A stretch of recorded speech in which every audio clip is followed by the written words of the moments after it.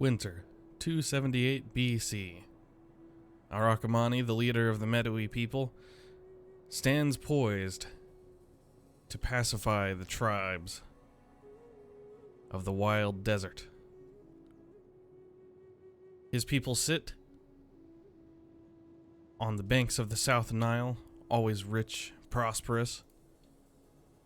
But the people of Aksum to the southeast have gold, and gold we must have. And the people to the northeast must simply be punished for existing. After pacifying them, we will set our sights on Ptolemaic Egypt and rule it once more. Welcome to another Divide et Impera campaign. Hasn't been too long since the last one. Last one was the Macedon campaign, which I got my butt handed to me because I put the campaign difficulty on hard. Maybe shouldn't have done that because the Macedonian campaign is already kind of hard. This campaign I found to be less hard. Those of you who've been sticking with the channel for a while probably are aware. I've actually already done a campaign with this, but I kind of abandoned it halfway through. It was one of the issues where the game was updated, and Divide et Impera updated, and I believe my save files ended up being incompatible. I dropped the game for like a couple months, tried to get back to it, couldn't get my saves. So, not great there. But I was thinking about what factions I wanted to play for my next campaign, and some people had some interesting suggestions. I remember someone suggested the Galatians up in Anatolia, modern-day Turkey. Someone suggested the Marians, the Indian factions, which is interesting. The Galatians, I want to check out their roster before I commit to them, and the Marians, I've tried them before, and they have what I found to be a fairly dull starting position, where I felt like I couldn't do much with them, so, but maybe I'll try them again sometime soon. But I remember really enjoying this faction. Goals for this campaign will be probably just to fight several cool factions. I would like to own Greece, and I would like to own Italy before we finish. Beyond that, I don't have any major goals, and probably once I own Greece and own Italy and beat the Ptolemies, I'll probably call the campaign a win. I tend not to enjoy playing the game, you know, in those 150, 200 turn ways where it just becomes a logistical, administrative game, and I don't know, I prefer to be under some kind of threat at some point. So, let's take a look at what we got here. I'm gonna go very slow and methodical for the first few turns, as I usually do. So, if you're not into that, and you know what's already gonna happen for the first few turns, you can probably skip this video. I don't know if we'll get to a battle in this video. We probably will, but we'll see. First off, here's the faction. We get storied builders. We have a lower cost for industry and religious buildings, and we have magnates. We get increased commerce and industry. That's really good. We're gonna be a rich faction, trust me. We have Red Sea rivalry, moderate diplomatic English. We have moderate diplomatic penalties with Hellenic and Arabian cultures. So the Ptolemies are going to hate me, the Greeks are going to hate me, the Macedonians are going to hate me, the Seleucids are going to hate me, and the Arabians, guys over here, they're going to hate me too. That's okay. We are a monarchy, which I think is usually what we end up being, and we have extra wealth from agriculture, and plus 10% morale for all units during battles in the desert. For the most part, all good traits. Diplomatic penalties, like, who cares for the most part? We're gonna go to war with those people anyways. Let's go ahead and take a look at everything we have here. We only know a couple of factions. See how our diplomacy is with them. -5, -5. However, I can tell you what, Aksum here is going to declare war on us within 2 turns. And as soon as we take Aksum, the Blemii, whatever. The Ptolemaic Theron here is going to declare war on us, probably by like turn 4. So we're going to kill both of them. And then we're going to immediately march north, and we're going to take on the Ptolemies. Our first few turns will not involve a lot of waiting around. We're going to be killing stuff actively. Okay? Let's look at techs. Techs. I think we will roll with getting champions first. I want a trained, experienced, ready to go army. Now, I could go for my default build. I do this every time, usually. I always go for water sluicing, and that's because... Sluicing? How do you pronounce that? Someone tell me. I can never pronounce this. Anyways, I usually go for this first because it gives you plus sanitation in every region, and as you can see here, we have -1 sanitation. So we have a 1% outbreak risk, and we're going to have a 1% outbreak risk of plague in every single city, every single turn. And I don't know, I found that if you go for any other tech, that 1% chance is like guaranteed, like you're gonna have a plague. So we might have a plague here, but I'm gonna push the boundaries, and for once I'm gonna go for something that's not freaking anti-plague, because I don't know, it's just boring to go through the same tech every single game. Okay, as far as taxes go, I think we'll just leave them where they are. We're making money from the slave population, that's yay. Okay. I think the 1,500 base income is just the game being nice to us. As far as trade goes, we're not trading with anyone. And we don't really care about these tabs with upkeep and stuff like that right now. It's not important to us. As far as objectives go, we have our standard just factional objectives. Control 4 settlements. They want us to control Ethiopia, which is this first province that we're going to control. So that's fine. We'll get some free money from doing our standard military objectives. Good stuff. Do we have any agents to recruit? Nope. Do we want to raise another army? I don't think so. Okay. Oh yeah, what is in the city of Medewi? A market. That's fine. Extra food is nice. Extra foreigner population is whatever. I don't need it, but +3 banditry is whatever. Extra wealth from farming is kind of whatever. I mean, whatever. Is that for the whole region or for just the city? I think it's just for the city, so we're not going to put additional agriculture buildings. But I mean, for a start of your game, having an Eastern market at the beginning, it's not terrible. I would have preferred a wrestling arena. Library, meh, not really. Okay. Let's take a look at our faction. As far as characters go, our general is actually the leader, which is good. Arakamani. He doesn't have a wife or any family to speak of. His parents are dead, age 42. And his mom died at age 45. 279 BC. According to the game, they both died this year. That's our man here must be going through a lot. We have several factions to work with, political parties to contest with here. Let's see what traits we got. These are not great traits. So I did a test campaign where I played through maybe 10 turns just to see what I would do. And these noble families were much, much nicer. They had great traits. But this time we have bigot, where our player culture isn't dominant. Okay, that one's usually manageable. -2 loyalty for each barbarian faction, with which you have established diplomatic treaties. I don't think that'll be a problem. And basically, I'm not allowed to raise my taxes with these guys because they're populous. So if I raise it to high, they'll have -10. Raise it to very high, they will revolt. Not allowed to have... Ooh, the royal court's going to be an issue. Because we have diplomatic penalties with the Hellenic factions, right? But we're still going to end up trading with them because we have gold. We have gold. They will want to trade with us, I guarantee you. Pacifist. Crap. This guy's terrible. This faction sucks. We might have to have a civil war early on. I'm thinking so. Okay, traditionalist. What is this? Okay, yeah, see, there's a positive trait instead of the bigot anti-positive for that. Militarist. Okay, yeah, noble families are going to be easy to deal with. I think the Kushite nobility will be fine, and the royal court, they're going to be a problem, so we may have to eliminate the royal court. Something to keep in mind here. I was curious about this last time. I didn't check, but our ruler is, in fact, Arakamani is, in fact, a good king. Huh.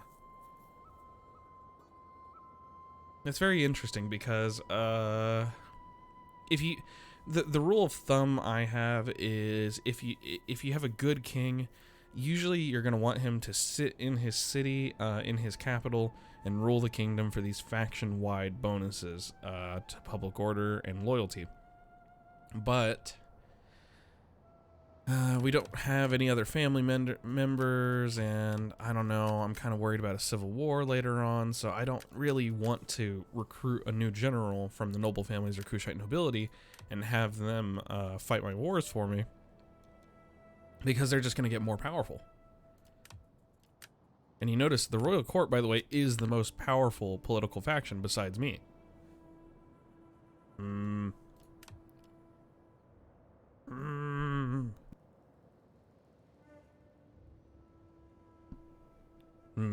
Okay. Something to chew on here, but we'll have Arakamani lead our armies for the time being. You can see all of our traits here as well. Okay. So not too much to worry about. As far as centralized kingdom, as far as our kingdom goes, we get extra research, we get extra tax, we get extra tariff income from trade. That's nice. We do have to pay more for our armies, and we have to pay more for our entire kingdom. But it's much better than Tribal Confederation, because the bonuses you get for being well-liked, for being high influence, are pretty good up until you get to this very end tier of influence. These last two, you start having really bad issues, but you can usually pretty easily stay at like this 6th tier right here. Have lots of public order for doing so, and we're starting out with 49% influence, which is just fine for me.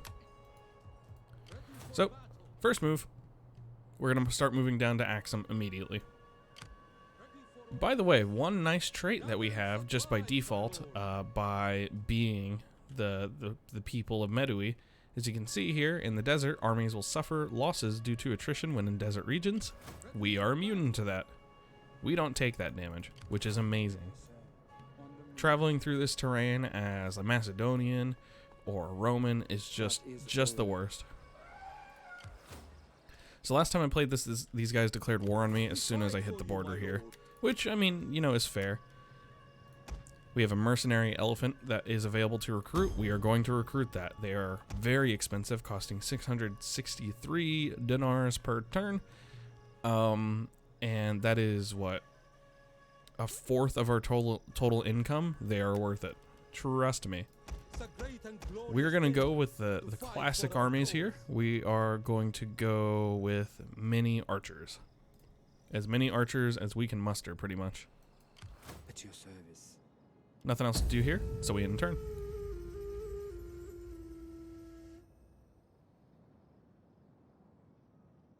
I would love it if in the first video we can squeeze the conquest of Aksum in. That would be perfect. And most likely Aksum, they will probably have more troops than we have for the very first section here. That's what I'm expecting. They might have 2 or 3 more troops, but those 2 or 3 more troops are not going to be very high quality. They're not much to worry about. But one of the things I really like about the Medewi and Your people, although they do not know it yet. The writing is on the wall. Be afraid for your people. So we'll go 3 archers. And we already have a couple of javelins. Now, last time in my test, I went for 3 Ethiopian skirmishers here to have sort of a quasi-infantry force. This time I'm just going to go full bow. But as I was saying, one of the things I really like about the Medewi is they have really cool archer units. And I don't know if I can even show them here. Yeah, here's some of them. But there's like several different like noble archer units and just lower class archer units. They all have longbows. They have good range. They're just good shots in general, compared to like what you might find in Greece or the slingers of Rome. And we're gonna build these crazy big skirmisher type armies, and that's not something I usually roll with or something I'm very familiar with. And I tried to do that a little bit for my previous campaign, but I don't feel like it really worked out as well as I had hoped, because I seem to recall that I ended up going with a lot of infantry anyways. I feel like I had big, like, regiment blocks of swordsmen. Pretty sure. And then I had, like, some heavy cavalry and elephants. Maybe chariots. Which Medewi has all of that. They have chariots, they have elephants, they have quilted cataphracts, they have noble longbowmen. Which the idea of noble longbowmen in general is really fascinating, because if you really think about it, I feel like that noble archer tradition. This is so weird. This is so weird. I don't know why they're not declaring war. Kind of foolish on their part. Get our second elephant on turn 2. Turn 3? Turn 2? Turn 2, I think. Ready for orders. But yeah, if you think about it, like the idea of your noble class being the ones that are doing the shoots at people instead of the ones riding horses around the battlefield, it often seems to me sort of be like a western versus eastern division, although, you know, we're technically just kind of south of Greece, really. But, you know, you think of Greece, you have your hoplites and stuff, and you think of Rome and cavalry, and a lot of places developing cavalry as their nobles.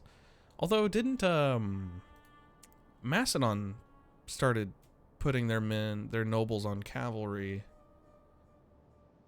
like Philip II's father started doing that mostly, right? If I recall correctly. Someone let me know if you know for sure when that started. But I guess they were doing heavy infantry, just like our royal guard is a sort of a heavy hoplite unit. But I don't know. You look at like Japan, you know, mini samurai were bowmen. Most of them were bowmen. You look at our faction, bowmen. You look at many Eastern factions, just bows were a lot more common. Feels like, anyways.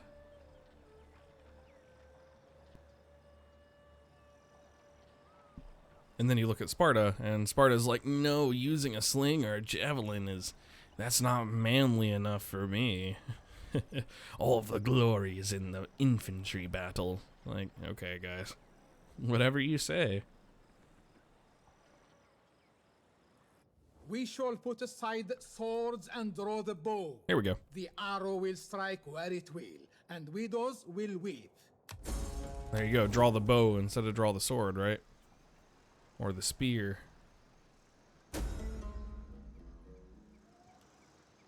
Amun or Horus?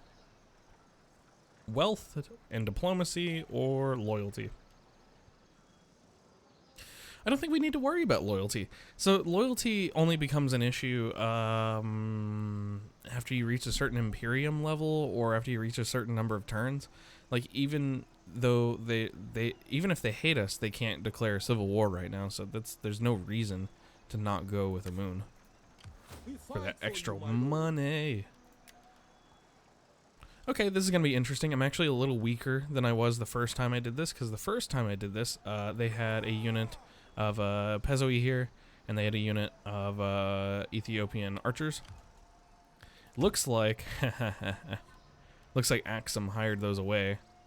So we're actually coming in at a disadvantage for this one. I suspect we'll still win, but it might be a little bloodier than the first time. So we got our work cut out for us. We've got to kill a lot of villagers, several archers, a few javelins, a spear unit. 1, 2, 3, 4, 5 spear units. 5 spear units, 3 archers, 4 javelin units, and I guess that's probably like a medium swordsman unit, versus 1 heavy hoplite, 2 javelin infantry, 2 elephants, 1 cavalry, and 5 archers. Got a work cut out for us. How do I want to handle this? Warning, graphics memory is running low. No, it's not. This is, yeah, I really am hoping, legitimately, I don't think it's going to happen. It's not going to happen, but I wish they would remaster this game and pull it up to 64-bit. Because I have an RTX 2070 and it can only use like half of my graphics card, and it's really annoying. Like, my computer runs Warhammer 2 flawlessly, but really, really struggles on this game. Alright. So here's, I think, what we're going to do. I want to have a big archer corps here. And actually, I want the archer corps to be... Wait, what are you doing? Oh, you're not allowed to drop them. Okay. This is an interesting little quirk. So these guys have Vanguard deployment, right? If I look at their stats. Stock. Guerrilla deployment. This game calls it Guerrilla instead of Vanguard. Yeah, they can deploy outside of the deployment zone in this white area here. But, I'm not allowed to click drag them for some reason into there. Interesting. I guess the Rome 2 devs never put that in. Huh. Okay, let's group people. So we're gonna have a big yes, awaiting orders. We're gonna have a big archer corps here, guard mode, skirmish mode, so no one catches them, and we're gonna have them hiding here. They have a stalk.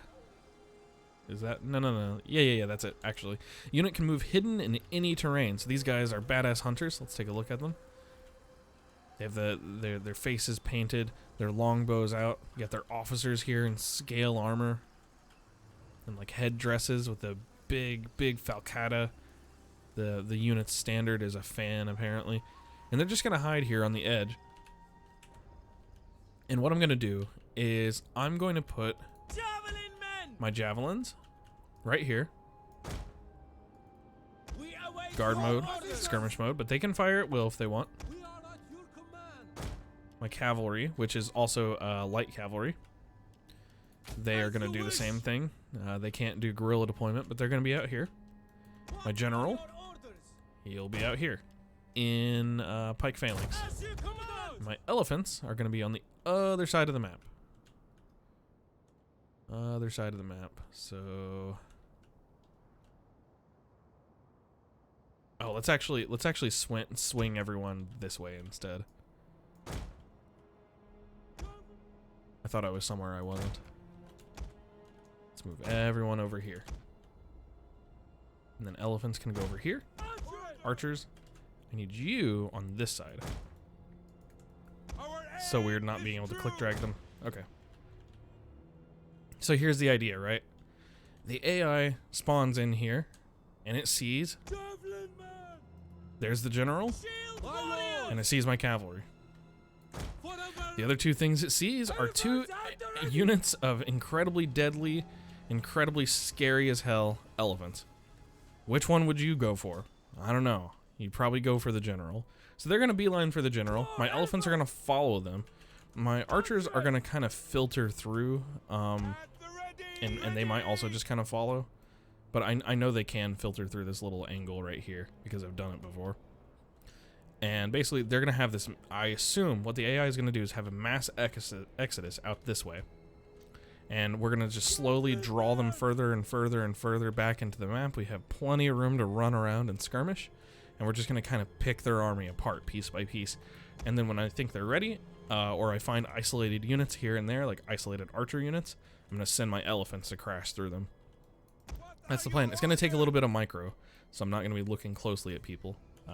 By the way, here are my painted warriors and my skirmishers.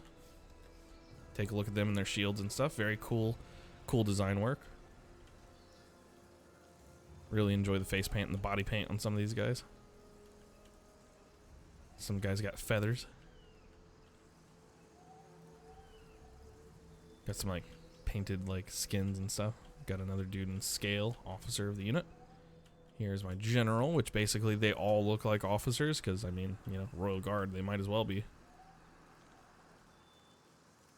God, I can see inside his head, his teeth. He has the best dental plan in all of the ancient world. These guys are pretty good. They're okay. I would prefer to have heavy cavalry, but whatever. And here are my light cavalrymen, basically just kind of skirmisher cav. They're not very good. Last time I tested this battle, they kind of just died. They got shot a lot. Alright, let's hit play. Let's see if they fall for the bait the way I expect they will. Interesting, okay. They want to come at my elephants. Well, you're entitled to that, I suppose.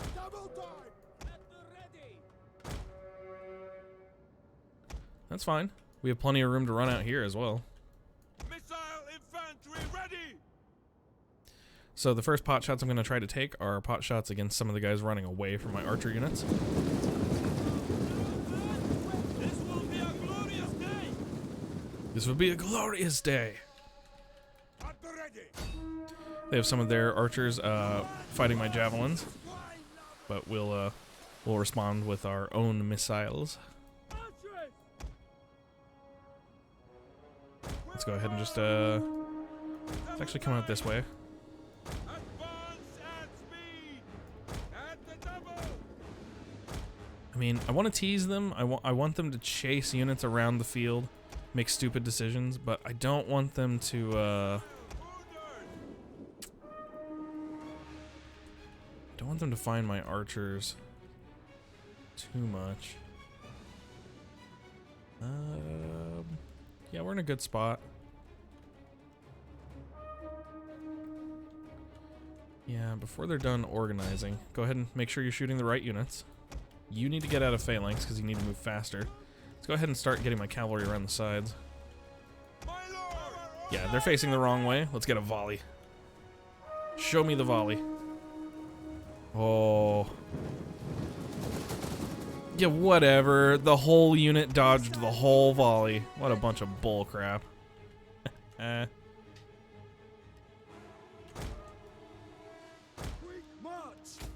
Okay. Now they're angry. Look at them. They're just moving the whole unit.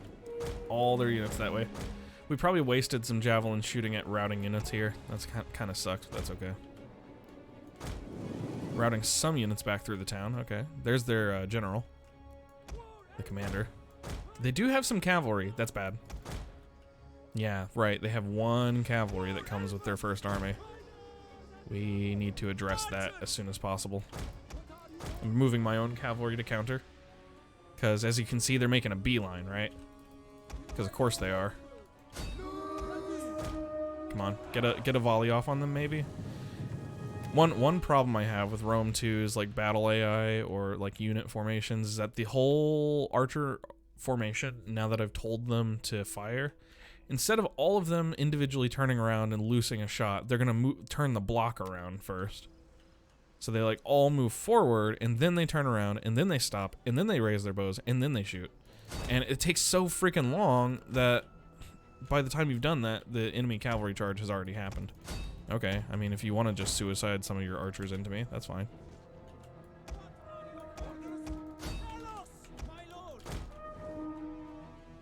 Yeah, that's what I knew would happen. Let's get out of there. My cavalry covered. That's what they were supposed to do. We didn't get enough casualties on those arrow shots. Get back out. I don't want to lose elephants to archers, but they're going to get shot, so...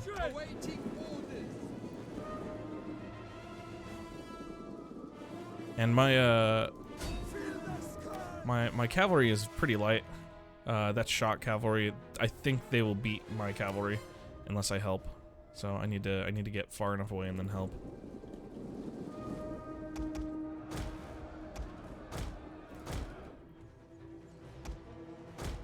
Start getting some units to reinforce. I'll take one unit to capture that victory point.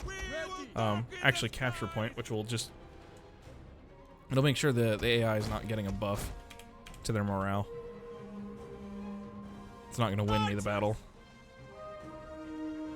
Okay, how are we looking now? I'm probably actually shooting my own cavalry.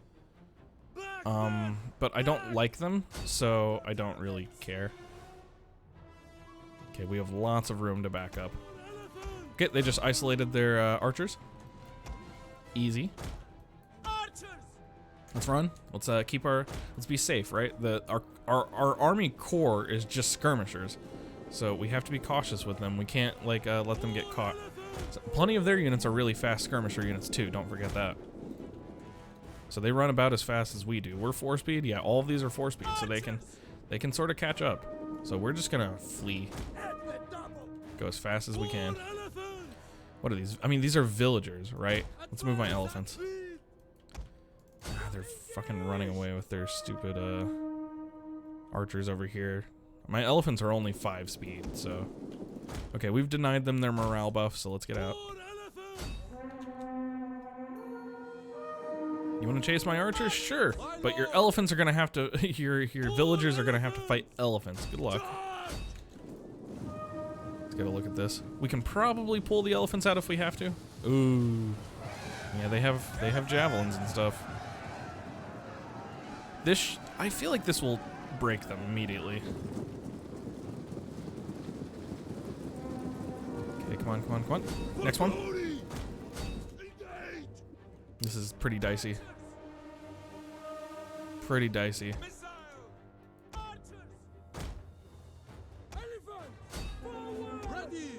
Okay, come on, break them, break them, break them. You're not gonna, are you? Get out of there. Yep, you broke them. Chase my archers down.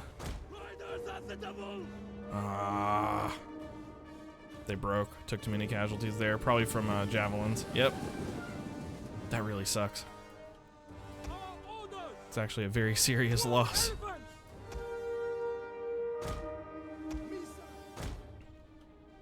Keep moving.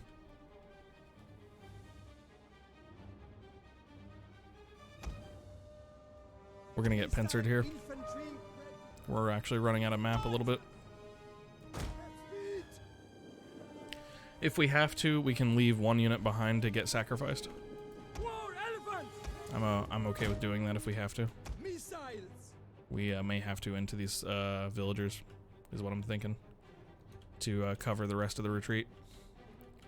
Let's go ahead and prepare as if that's gonna happen.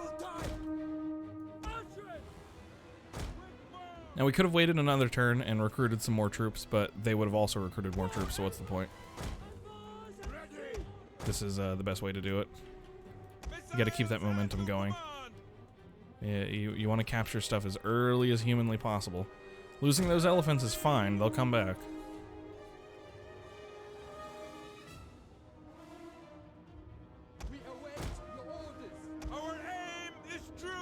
We need to turn and shoot someone. Come on, get some shots. Hurry. Double time. Get them arrows in the air. It's unfortunate that these javelin bastards have shields too. Ugh, these stupid villager units, man. They're actually our biggest issue right now. Just because there's so many of them, you know. They have enough power just from how many dudes they have to just keep us pinned all the time. I'm hoping maybe I can just shoot enough of them here to rout these ones instead of having to sacrifice another unit to melee. Because if I have to sacrifice another unit, I think we'll just lose, probably. Go. And you ran out of time there. He's moving fast enough. Ugh, that is sketchy. Don't like it. Okay, let's meet up.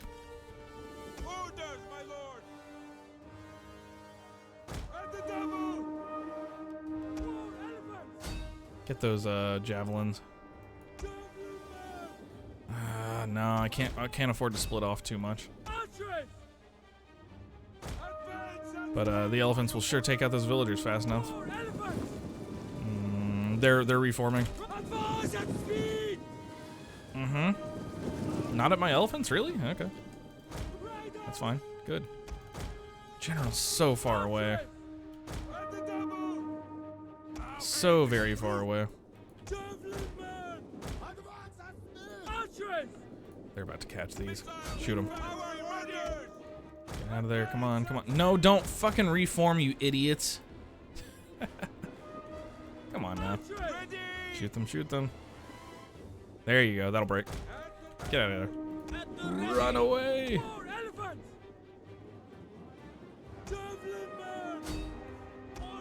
Come on, General. Move faster, dude. He's so slow. Kill those. No. The archers can handle that, I think. The ones that are furthest away, turn, fire. You too. They took a minute to reform. That's gonna be the end of them. That's a gap we can exploit. Javelins right into their faces. Hate it. Hate it. We're stopping some of them though. Broken. Perfect. Shoot into the backs of these units so my infantry can survive here. I don't like that they're gonna move spearmen into these. That will hurt. I might lose that second unit of elephants as well. Totally possible. I need you to get faster kills than this, guys.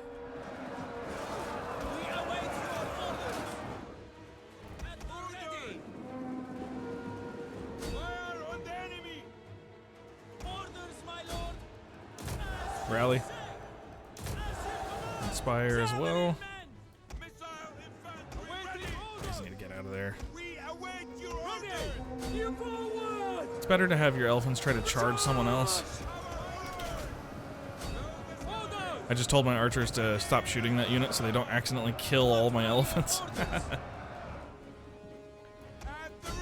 Yeah, we need to kill those. Come on. Come on, they're just tribesmen. Go! Run faster. Damn it. Okay, General, you engage these so my elephants can pull out. And then I'll have my elephants just kind of rush into this formation too.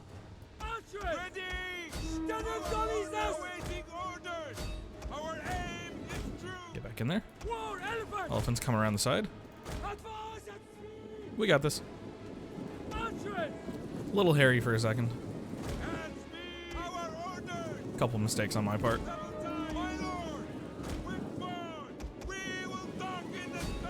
There you go. Plenty close enough. Come on, elephants. I need you to run, not walk. Go faster. Damn it. Very ponderous indeed.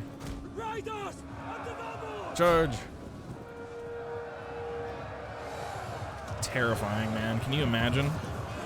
Can you imagine this shit coming at you? Yeah. Yeah, that's not surprising. There we go. Handled. Oh wait, what? Their general was still alive. I saw him pop over here for a second. He must have died due to army losses. Close victory, yeah. See, the first time having the extra 2 units of mercenaries made this so much easier. We were able to get a decisive victory without too much fuss. And of course, using all of your ammunition, I believe, counts a lot against your balance of power, and archers don't count much towards your balance of power anyway, so they're like, oh yeah, you just took a couple infantry units to kill 2 armies? Of course you barely won, you fool. Alright, see you guys on the campaign map in a minute.